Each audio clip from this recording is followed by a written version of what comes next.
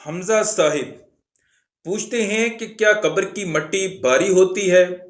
मुझे किसी ने कहा है कि कब्र की मिट्टी भारी होती है।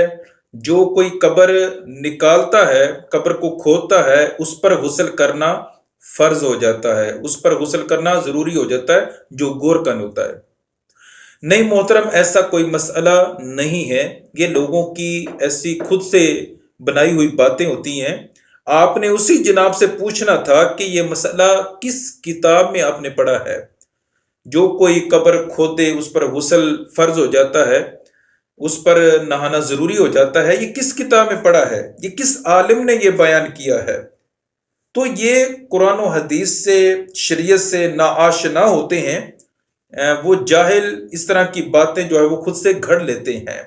हदीस मुबारका में है कि ऐसे लोगों पर लानतें बरसती हैं जो खुद से इस तरह के मसले अपनी तरफ से बयान करते हैं। तो मोहतरम, जिन चीज़ों से गुस्ल फर्ज हो जाता है उनमें उन चीज़ों में ये हरगिज ये नहीं है कि जो कब्र खोदे उस पर गुस्ल फर्ज हो जाता है। जिन जिन चीज़ों से गुस्ल फर्ज हो जाता है वो मेरी अलग से एक वीडियो है, उसको आप देख सकते हैं।